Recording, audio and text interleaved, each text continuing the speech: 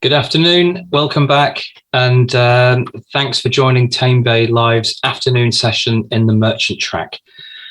We are shortly going to be listening to Amazon, a section on Amazon and advertising on Amazon. Before we get to that, just to introduce myself, my name's Sasha Wilson. I'm the Senior Commercial Director at Avalara. Very pleased to be sponsoring the day today, with Amazon being the overall sponsor for the event. And also to be co-hosting today as well. For those of you who aren't familiar with Avalara, we are specialists in global cross-border tax. So companies will generally come to us if they are selling cross-border, unsure about what their obligations are. We can help them understand where they need to register, help them charge those correct taxes, and plug the right taxes into their checkouts via APIs and into any number of e-commerce platforms and marketplace platforms. I am joined today by a couple of people. Before I go on to the introductions, just to say, if you have any questions throughout the session, please use the Q&A function in the Totem platform and submit those questions. At the end of the session, we will run through some of those questions if there's time. There will also be a short break at the end before the next session where you'll be able to access the supplier showcase and also visit some of the other meet some of the other attendees and meet some of the other speakers as well. Moving on to today's session, then, we are going to be joined today by Bianca Butler and Ali Shariat. Bianca Butler is a senior advertising specialist for Amazon's UK marketplace, and Ali Shariat is a director at Coconut Merchant Limited. And I'm going to hand over to you first, Bianca, and then you can maybe hand over to Ali to introduce yourselves, and then I'll let you deliver your session on some tips on effective advertising on Amazon. Bianca, over to you. Thank you so much, Sasha. Hi, everyone. I'm Bianca. I am, as Sasha just mentioned, a senior ad specialist for Amazon UK, and I'm going to be taking you through the afternoon session on optimizing your sponsored ads. But before we get started, I just want to let Ali introduce himself as well. He's going to be our incredible guest speaker on today's Zoom. Hi, everybody. My name's Ali. I run Coconut Merchant. We are a brand that sells everything you can eat in the world of coconut. We source our products from farmers and we ship them around the world with love. And one of the first places we started was Amazon. So I'm glad to be here to share my experiences. Thanks so much, Sasha and Ali. And without further ado, let's go ahead and get started with the session today. So just to reiterate, I'm Bianca here from Amazon Ads. My team actually runs interactive webinars on every aspect of advertising your business with Amazon. So from topic-specific sessions on keywords and bidding, over to optimizing and analyzing campaigns for success. But today we're going to be really deep diving how to get started with the basics of ads on Amazon, and then we'll optimize from there, looking at some common scenarios that our advertisers and selling partners face. So with that, our agenda is up first. We're going to be covering the different self-service ad solutions that are currently available at Amazon Ads. We'll talk about the basics, so what you need to know before you get started. We'll move into tactics for really improving and understanding your campaign performance. And then we'll come to a couple of pretty simple optimization tips, scenarios for success, that sort of thing, before we wrap up with our questions. And don't forget that Ali will be joining us as our guest speaker, and Sasha will come back with us at the Q&A session at the end of the presentation today. All right, so with that groundwork laid, we're going to go ahead and shift into these self-service solutions that I'm mentioning and really focusing on today. But first, let's look at discovery on Amazon, just a little bit in more detail and how it can really come to life, because this provides a great background for our self-service solutions. So we can think of discovery as a sort of cycle, right? These solutions can help you become more visible because they'll appear in prominent places on Amazon. And that in turn can help you increase your visits to product detail pages, which can then help you increase sales, since you'll be delivering highly relevant ads to shoppers who are really looking for products like yours. More sales can also help you get more reviews, which can then motivate other customers to really engage with your product and brand. and so on and so forth. So that's why we're really referring to it today as a cycle. These ad solutions we're about to cover can also help you stay present at every stage of the shopping journey. So from awareness, when shoppers are really kind of becoming aware of your brand and your products, all the way through to consideration, where they're actively considering you as a purchase option. Finally, to purchase, where they're purchasing your product. So just be mindful that these self-service solutions that we're going to cover are really going to help you be present and engage with customers at every stage of this marketing funnel: awareness, consideration, and purchase. So circling back, I brought up a little bit earlier our sponsored ads. Now, these are the solutions that we're really going to be focusing on today. And before we do a mini deep dive of what each one kind of looks like, what it's about, I want to highlight some features that all of our sponsored ads have in common. So sponsored ads will allow you to promote the products that you sell on Amazon with keyword or product or automatically targeted ads. And then once your ad is launched, it's going to appear either in the search results, on product detail pages, or on even some third-party sites off of Amazon as well, depending on which solution you're using. So these ads are completely self-service. You can set up, you can go live, and you can edit and adjust without any additional help. They're going to offer you that option of really precise targeting, so you can choose between keyword, product, and automatic. You have control over your budgets and bids. So this is so crucial. You are the only person who will set your bids and your budgets. That means you really giving yourself that flexibility of monitoring your ad spend and making sure that you're seeing that ROAS, that return on ad spend that you're looking for, right? And these tools will also offer you super clear reporting mechanisms.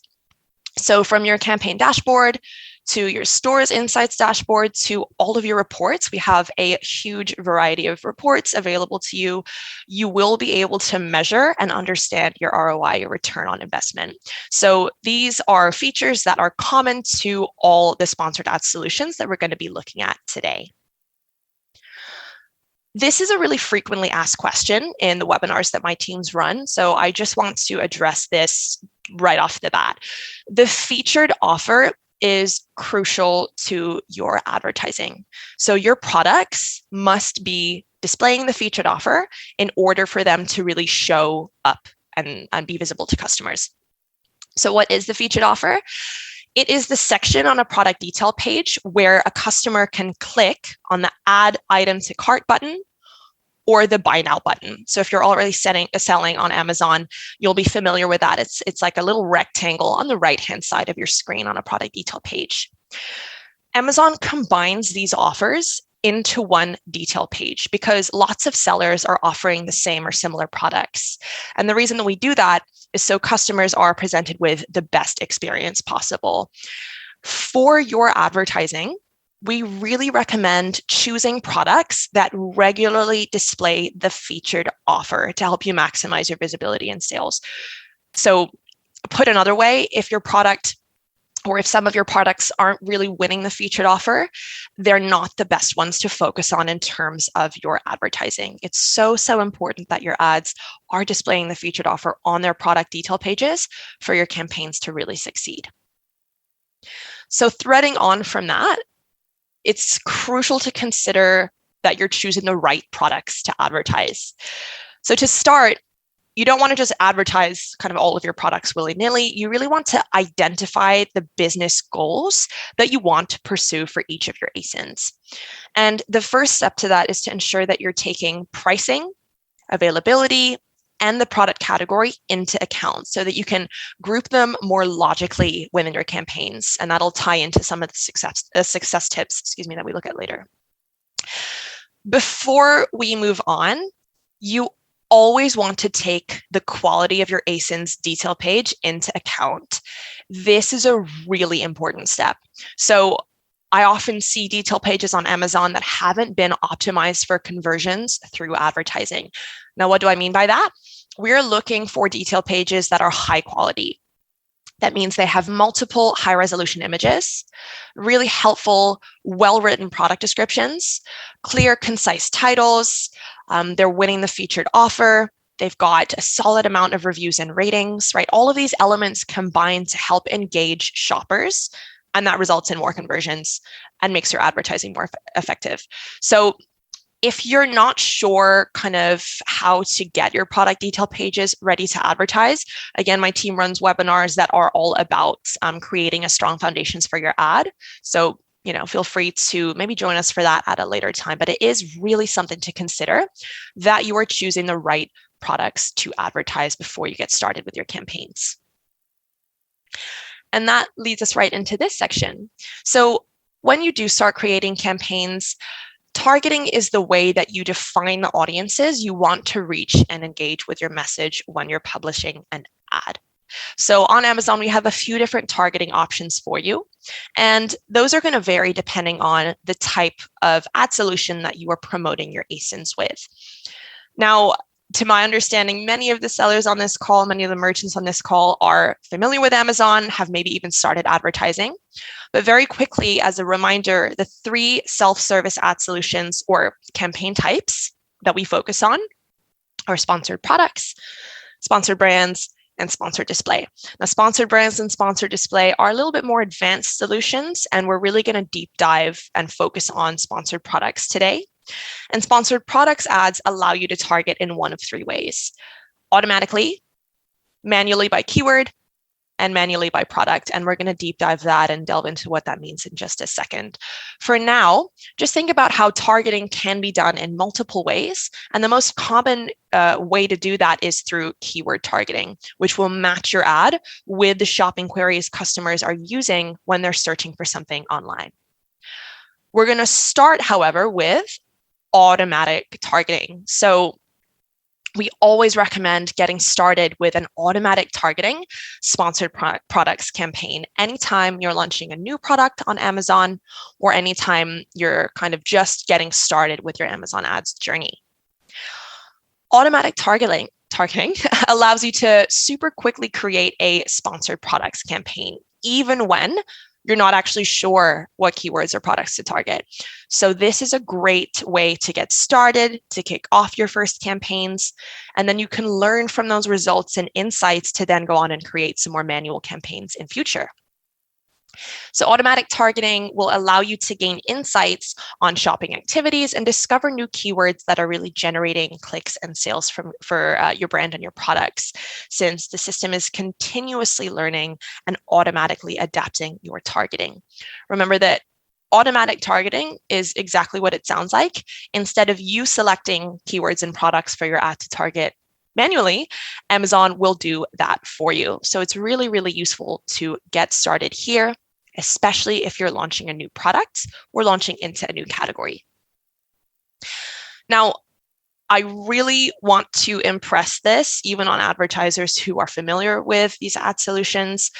One of my top tips is when you are using automatic targeting, set your bids by targeting group.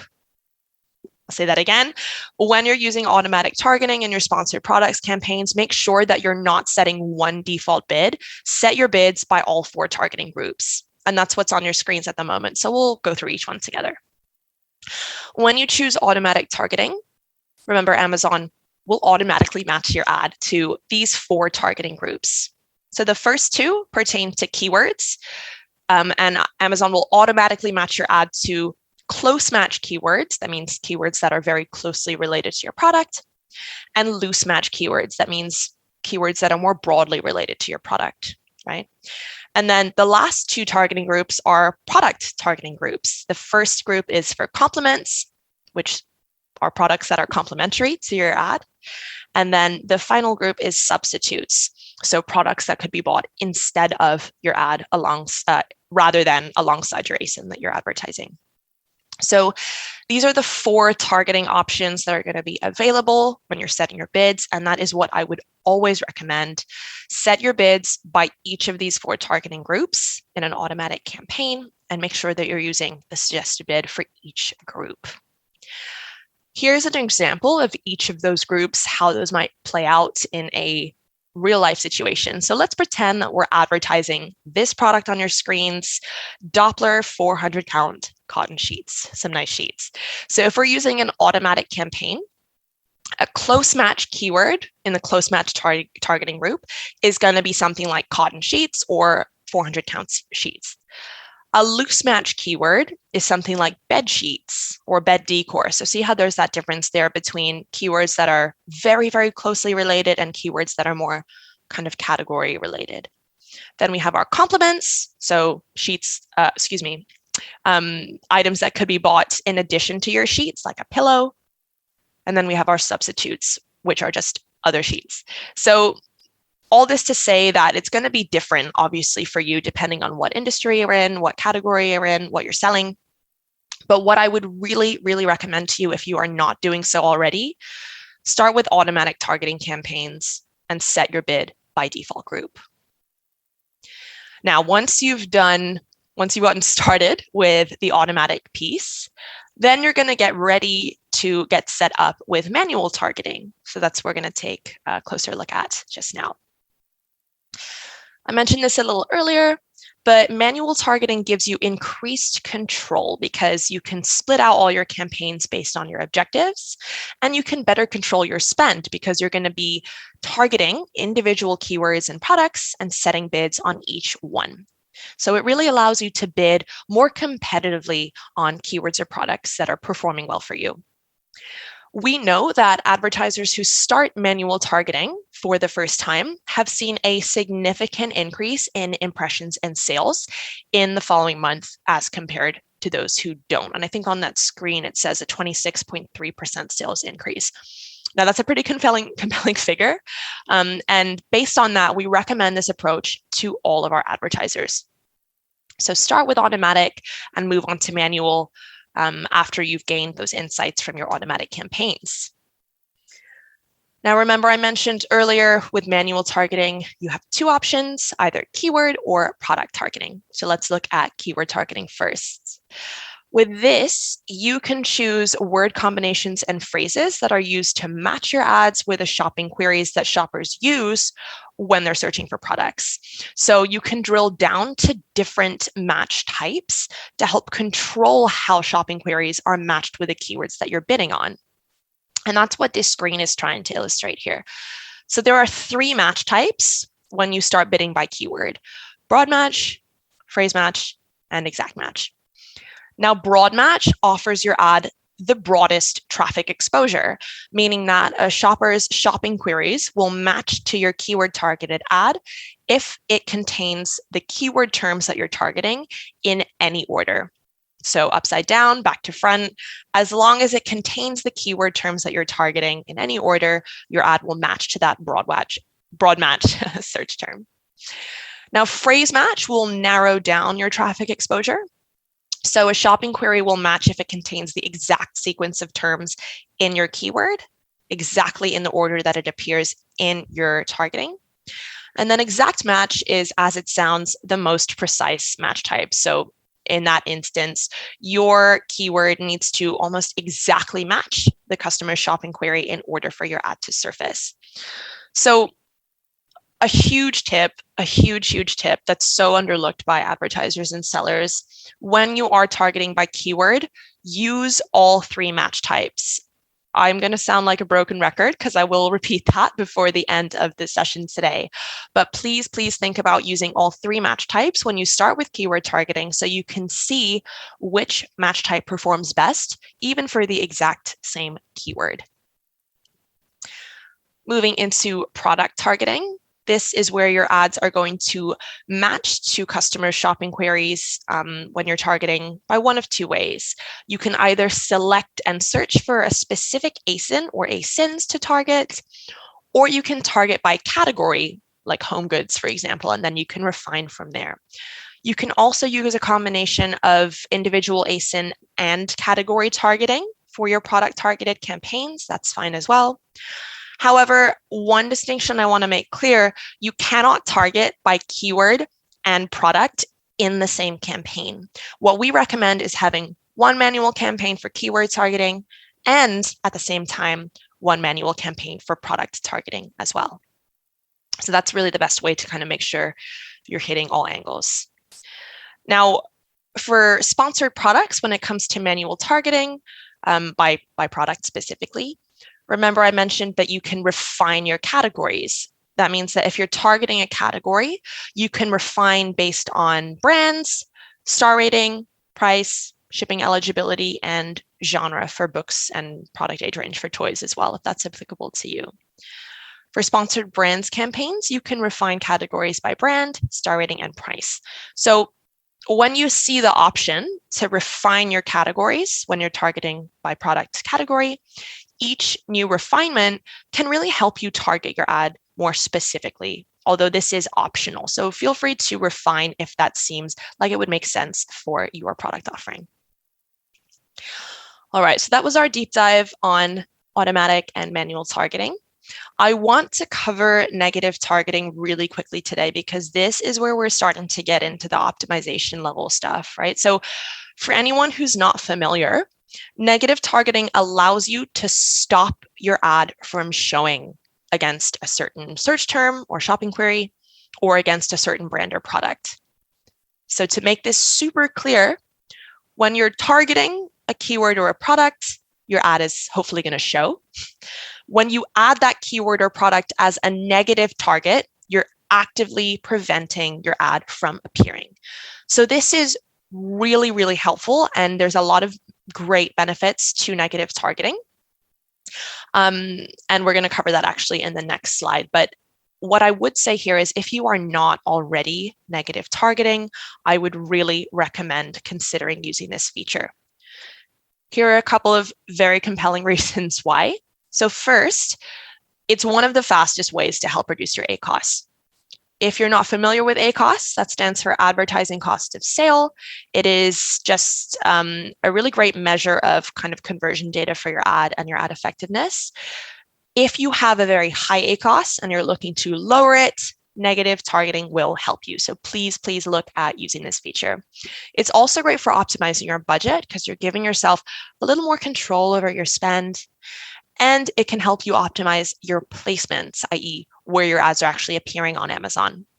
For example, if I don't want my ad to appear against a certain brand, then I can make sure that my ads aren't being placed on that brand's product detail pages, just as an example there. So can't recommend enough using negative targeting as a feature in your advertising if you haven't done so already. And remember that my team does host these kind of more in-depth webinars. If you're looking to learn more about negative targeting specifically, we also have one on that topic for you. That said, I want to reiterate something that we kind of touched on a little bit earlier, and that is how to switch from automatic to manual targeting. So here's a quick quote from Sarah, who's one of our advertisers at NetRush. And Sarah is saying, "We like to always start with an automatic targeting campaign. It's a really awesome tool for harvesting keywords and just learning how people search in your category. You know what competitors are there and who people are comparing you to. And then you can pull out those keywords in line with your goals, place them in a manual campaign, and optimize at the keyword level." So quite a long quote there from Sarah, but I just want to impress on you that I would recommend the following journey. Start with the sponsored products, automatic targeting campaign. Wait at least 2 weeks, download your search term report to understand how people are finding your products, and then switch over to some manual targeted campaigns and run them alongside each other to really make use of that holistic advertising approach. So now you know more about our targeting basics and the available methods of targeting for sponsored ads. I want to talk a little bit about strategic targeting. So this is such a fundamental feature of kind of our optimization level webinars. Before you really start becoming strategic with your ads, you must define your goals. This is so underlooked. A lot of advertisers and sellers and merchants will say, sales, like sales are my goal. But there are actually many, many, many different types and variations of goal on, for success on Amazon, right? So let's look at a couple of examples together. You might be looking to protect your brand through your advertising, which means that if another seller is selling similar products, they might be bidding on your branded keywords, right? So you might be looking to protect your brands. You might want to expand into a new category, increase your reach, support the launch of a new product, Cross-sell across your whole product portfolio. Upsell, so promote products at a higher price. Promote any limited time deals and coupons that you might have running. Or you could simply be looking to learn about advertising on Amazon. These are all valid goals. You may have one of them, you may have all of them, you may have none of them. That's completely fine. But what's very, very important is you define your goals before you start really getting into the nitty-gritty of advertising. So this slide is a goldmine of really useful information. This is almost like a cheat sheet of targeting strategies you can use to achieve your goals. So let me just quickly touch on the difference between branded keywords and generic keywords so that we're very clear. A branded keyword or ASIN is a keyword or ASIN that contains the name of your brand or your owned ASINs. So if I was in the chocolate industry, maybe a branded keyword would be Cadbury or Hershey's, right? Now, a generic keyword and category is a keyword or a product or a category that does not contain any branded keywords. So chocolate, milk chocolate, dark chocolate, chocolate chips, etc. Now, other brands, keywords, and ASINs, I'm sure you're getting the gist here, are keywords and ASINs that contain the name of other brands. And then automatic targeting we covered earlier. This is where Amazon does all the targeting for you, so you don't need to make those distinctions. Now, this is a really, really useful slide. You should be focusing in your manual campaigns on targeting your own brand's keywords and ASINs if your goals are to protect your brand, to cross-sell, to upsell, or to launch. You could be setting up campaigns with a targeting strategy of generic keywords and categories if you're looking to expand into a new category or promote deals or coupons you have running. If you want to promote those deals and coupons and increase your reach, you might want to be targeting other brands' keywords and ASINs so that your ads show when people are searching for those other brands. And if you want to either support the launch of a new product or learn about ads and Amazon kind of how it all works, then use automatic targeting. So remember, start with an automatic targeting campaign. All right, that brings us into the final section of our presentation before Ali takes over. So this is all about optimizing the campaigns that you have set up. We're going to go through 4 really common scenarios that our advertisers face and actions that you can take to kind of remedy in each of those situations. So first off, we have no or low impressions. Remember, an impression refers to the number of times that your ad was shown to shoppers or displayed. And impressions are completely free because all of our ads are cost per click. So just a quick recap of that. Now, if you are not seeing as many impressions as you would like, you can take some actions either at the campaign level or the targeting level. So at the campaign level, try to increase the budget of your campaign. If you can try to reallocate any unused budget from other campaigns into this campaign with no or low impressions. Set your bidding strategy to dynamic bids up and down. That will really help with impressions as well. At a targeting level, make sure you're using all 3 match types. Try to increase your bids on high-performing keywords and products. You can download your reports or check your campaign manager to see how that works. And you can try adding in more search terms as keywords from your search term report. So try to stay on top of your reporting there. And taking those actions will help hopefully get you more impressions. If you're not seeing that many clicks, which refers to the number of times a customer clicked on your ad, again, some options for you here. Try to use a bid multiplier on certain placements. That's also known as a placement level bid adjustment, which increases your bid in order to increase your chance of appearing in a certain placement. You can do that in your campaign settings. Make sure that your sponsored brand creative elements are updated if you're running sponsored brands, and try to A/B test your sponsored brands campaigns as well to see which creative elements resonates the most with your shoppers. At a targeting level, again, use all 3 match types. It says phrase and exact here, but I would say use all 3 match types and try to increase your bids on any relevant keywords and products with a good click-through rate and focus on them in exact match as well. Now, if you have a high ACoS, which is, remember, the percentage of attributed sales that are attributed to advertising, calculated by dividing total spend by attributed sales, a couple of options to take. This is a really, really common one. So at a campaign level, if you're running sponsored brands campaigns, link them to your store. I would also say set your campaign bidding strategy to dynamic bids down only. I would also add that piece of advice. At a targeting level, make sure you're using all 3 match types. Increase your bids on keywords that are relevant and high performing or products, and try to decrease your bids on any keywords or products that you're targeting that are really not working well for you, i.e. that have a super high ACoS and a low ROAS. Again, remember we touched on negative targeting earlier in the presentation. Make sure that you are using negative targeting in your campaigns to reduce your ACoS. That's a great strategy. Now, on an ASIN level, we say it's a great idea to run an audit on the ASINs you're advertising. By run an audit, all I mean is take a look at their product detail pages. Have they been optimized for conversions? I mentioned that, I think, a little bit at the start of this session. So remember, you want to have a really strong, engaging customer detail page in order to turn clicks on your ad into sales and conversions. And my team can help you with that in that Strong Foundations webinar as well. So please do make sure the ASINs that you're advertising, are relevant to your targeting strategy and have great product detail pages. Now, because ROAS, return on ad spend, is the inverse of ACoS, all of the advice from the previous slide also applies here. So instead of kind of repeating myself, I would kind of just encourage you to think about how lowering your ACoS will also naturally help you increase your ROAS, because ultimately you're getting a higher proportion of conversions to clicks. So make sure that that advice that I just ran through in that previous slide applies in this situation, in this scenario as well.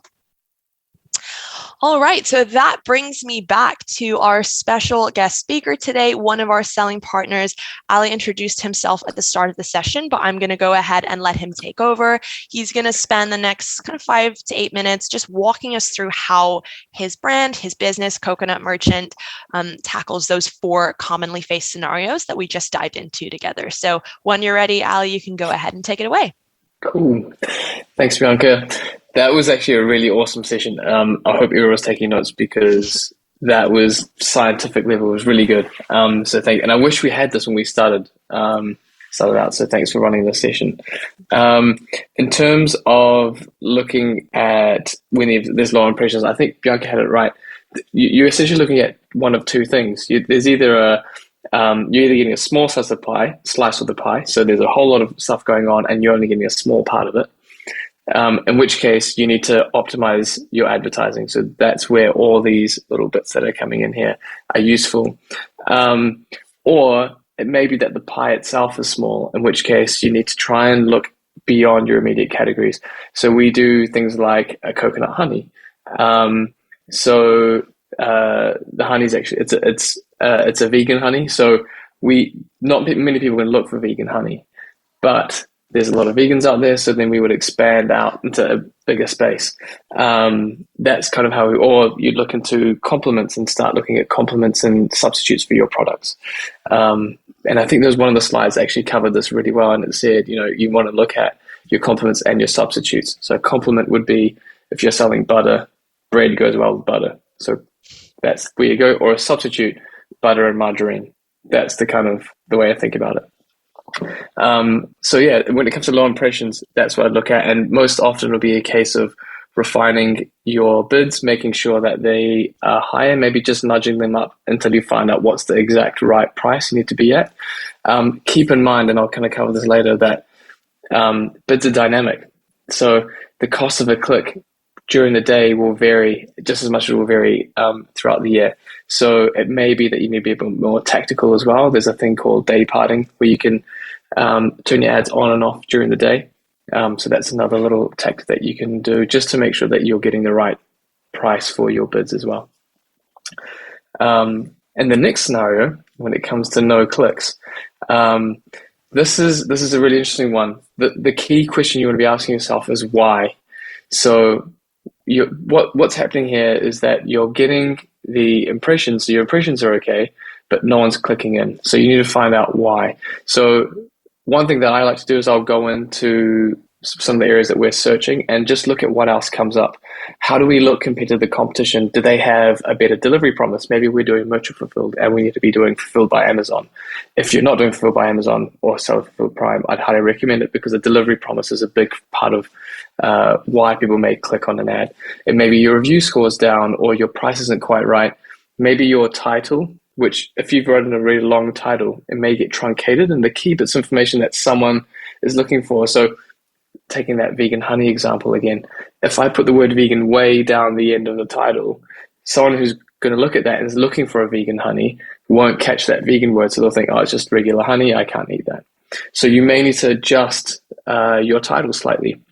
Maybe your image isn't clear. So if you're selling drinks, for example, and they come in a pack of 12 and you've just got a picture of one can or one carton, maybe consider putting the carton and the whole tray together so someone can realize, yes, there's actually 12 or there's a bigger pack there. That's why it costs more. But you want to constantly be asking yourself, why am I not getting the clicks? And it will relate to something to do with that on the results page or the keywords. That's the other part as well. You may be searching really broadly and you need to refine it down and look for things that are really relevant to your product. That's going to be really fundamental as well, because the thing with ads you want to keep in mind is it's not about getting as many impressions as you can. It's about getting the right impressions for your product. So that's really important. Otherwise, you're going to end up costing a lot of money further down the line. And in the next two scenarios, when it comes to high ACOS or low ROAS, these are basically the inverse of each other. So they're pretty much the same. If we break it down into a formula, which is what Bianca actually really helpfully said. So if you think about it as it's your ad spend divided by the revenue. So that's really, well, attributed ad spend. So now if you break that down to parts, that's basically the cost per click times the number of clicks divided by your orders overall and the average order value. I know I've said a whole lot. I'll just say it again just in case. So that's the cost per click and the total clicks. So that makes up your total ad spend for those sales. And then you've got the sales themselves, or your revenue, which is made up of your orders and your average order value. If you break that down into parts, you want to kind of look into each one of those. So your cost per click, maybe that's too high. So if that's what's giving you a bad ROAS, a bad ACOS, a very high ACOS, you want to maybe look at strategies to bring that down. So maybe you could look at day parting, or you could look at how you do your targeting. Maybe look at a smaller chunk of it, or you don't have to go for the primary position within the ads. Maybe go for position number 4. That might be slightly cheaper, but it'll still get you there. And that's similar to Bianca's point around your objective. So what's the objective? And it may not be to get the number 1.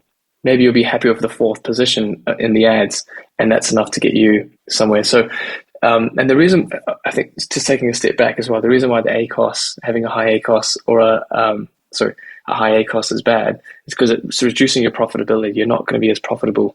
So that's why you want to take a step back and say, what's my goal? Maybe number 4 is okay because I'll still be more profitable and I'll get the sales. In relation to the other parts of that formula, you've got your clicks and your orders. You want to kind of think about, am I getting the right clicks? You're getting the clicks, but am I getting the right ones? And that's the point around that we mentioned earlier, where you want to look at, am I being as specific or as refined as I need to be?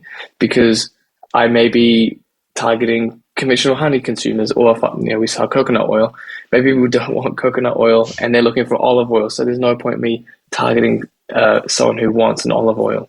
And so you want to kind of make sure it's as relevant as it can be. Or if I'm going to go even further, I'll say, right, people who eat keto diets, they're really into coconut oil. Let's just focusing on them, get the sales going, get the profitability up, get the sales velocity up, and maybe that will help overall. So that's the kind of stuff you want to think about when it comes to your clicks and your orders. If you're getting the clicks and not the orders as well, again, that's that point around making sure that your listing is optimized as it can be. Generally, we won't turn on any advertising at all until the listing is optimized. That's fundamental to the whole thing. And I'll just quickly cover the key things you want to look at. You want to make sure your title is optimized. are you seeing the right things for your product and the people who are looking for this product? Do your images convey everything they need to? Because not everybody reads those bullet points or the descriptions. So your images need to really sell the product for you, and make sure that they convey everything that a customer who's looking for your product will find it. And then your bullet points are optimized. You've got your delivery promise, your pricing, your reviews are all good. And if you can have some enhanced content, that's those nice images that come through at the bottom of listings as well. So make sure the listing's optimized. If you're getting the clicks but not the orders, that's going to be really important. And then finally, this is an interesting one that you want to think about, your average order value. So if you think about the equation, holding everything equal, so your cost per click, your click-through rate's the same, the conversions are the same. If I was to increase my average order value, then instantly I'd be improving on my ACOS. So I'd get a much lower ACOS and I would get a higher return on ad spend, ROAS. So consider maybe if, increasing the product offering. So we might sell a pack of 1 of honey, but if I sell 3 of them at a slight discount, the average order value is going to go up if I convert on those.